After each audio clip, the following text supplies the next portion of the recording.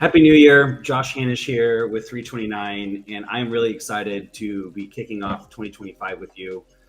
We're going to be doing the webinars a little different moving forward, but today's going to be a bite-sized chunk, and we're going to talk about meta ads and the AI optimization that you can do within it. But before we get into that, just the webinars are going to be a little bit more structured, I guess would be a way to put it. It's going to be like a mini lesson every time with like a lesson plan. For those of you guys that know me, I used to teach math and computer science. I taught that for 8 years. And we're really going to dive into marketing and get really deep in the topics so that you get a lot of value out of these webinars and so that you can learn what to do and what not to do.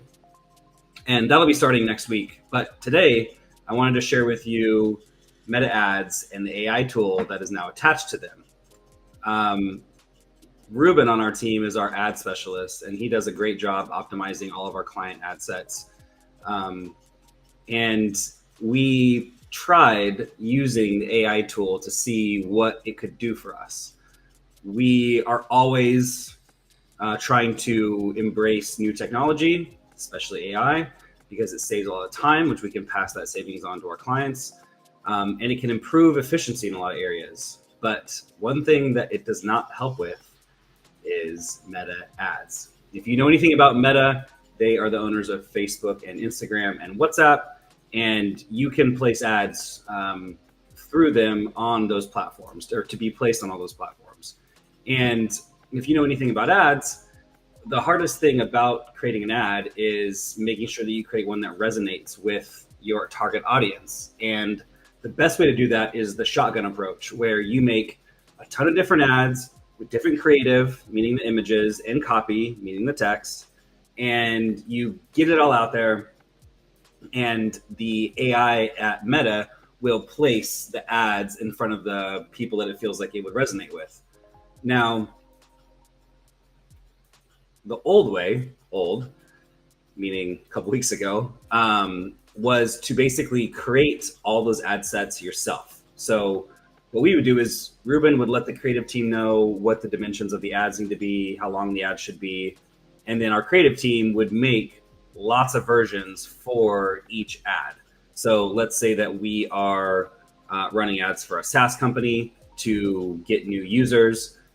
Whether it's an image or a video, we would make different versions of those, and then also create different text versions. And then we would load that into Meta, and the AI would then basically create as many combinations as it could out of the resources that we gave it. We always tell our clients, we probably take 60 to 70% of the credit for ad success. The other 30 is truly the AI at Google or Meta, meaning we know the psychology behind how to build ads that people will click on. But the combination of this text with this image or video, the AI does. And it also goes, it looks at our targeting and places the ad in front of people that it thinks we want it to be placed in front of. So Ruben actually went through and designed 2 identical ad sets. One is how we normally do things. We create the funnel, we create all the ads, we create the text, and we launch the ads and let AI place it. He also created another ad set where he let AI basically handle everything. Created the copy, created the different image versions. And if you don't know about this, I'm going to switch to this screen right here. So it's called Meta Enhanced or Enhanced Ads.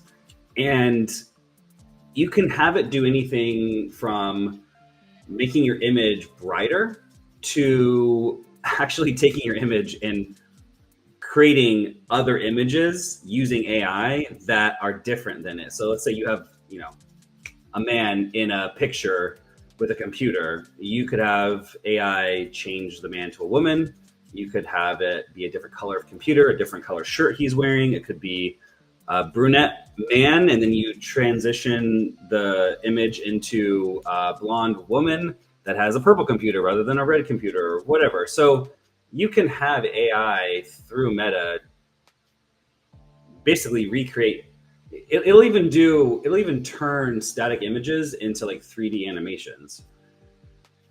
This is all well and good, and we understand what Meta is trying to do. It's actually, I think they're trying to do two things. One is, everyone always forgets this, but Google and Meta are for-profit companies. They are advertisers. They are in the business of making money, just like we are, just like you are. They are going to do things that are going to make them more money, but they don't always benefit you. Just like I talked earlier, or I should say last year, about smart ads on Google. Those smart ads are not efficient. They will waste a lot of your money, and they will make you feel bad about your advertising efforts, because Google will tell you, your ad got to 30,000 people, and then you're like, well, no one clicked on my ad. And then Google's like, well, it must be you. You just don't know how to build a compelling ad. When in reality, it's probably the targeting, maybe a little bit about the ad that you built. So Meta's no different. They build this as ads that are simplified and easier to launch. I'm talking to you right now. You are in business. Like, you are in either corporate America or you own your own company. And one thing that I think we all know is that simple doesn't always mean better. And sometimes there's no corners to cut, and you have to do things the long way in order to get the return that you want. There's no substitute for hard work. And when it comes to ads, we found that it's no different. And we have the data to show you exactly what's going on. So this is one of our clients. So you'll see the top ad set. So it says 2024 holiday video, order now, CTA. CTA stands for call to action. And then it says enhanced turned on. So that top ad, that is the one that Ruben just let the AI run with it. Okay, the budget is the same, you'll see, but look at the results. 19 landing pages. The AI got 19 visits to the landing page. Our team got 116. It reached 978 people. We reached 3,212 people.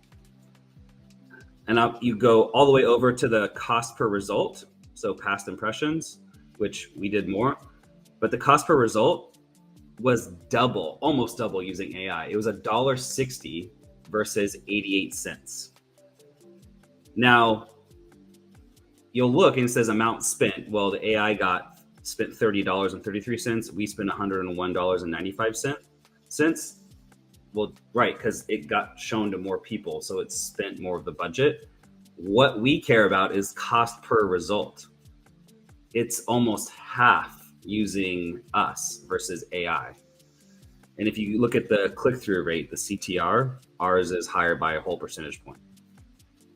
So I'm saying that because I'm showing you this because I just want you to be aware that you can't just use AI and think it's going to optimize it for you on its own. If you're going to use AI, like if you don't want to hire an outside agency or you don't want to hire an in-house marketing team and you're like, I can do these with AI, great. But don't just like set it and forget it. You need to make sure that you build your ads and then go back and check and actually maybe make, like what Ruben did, 2 different ad sets so that you compare the AIs together.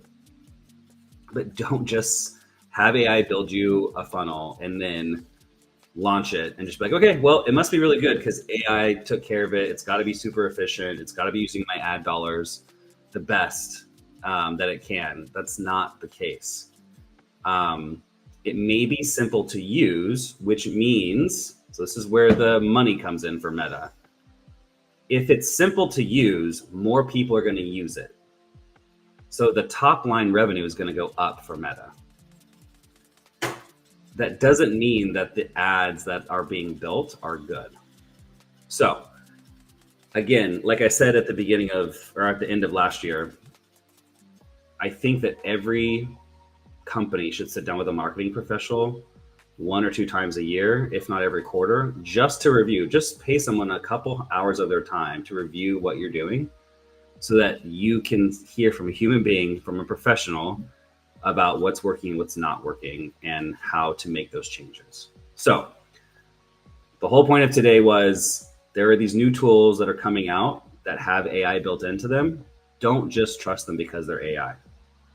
Make sure that A, you're having someone review them. B, be open to the fact that it might not be a good tool to use, and just stick with the tried and true way of doing it. There's no substitute for hard work. And if there is a shortcut, always be leery of that shortcut and verify that it doesn't take away from your end goal. I appreciate you watching today's webinar. I hope that you had a great New Year's, and I hope the rest of your week goes well. We'll be back next week with a more in-depth webinar, and I hope you have a good weekend. Thanks for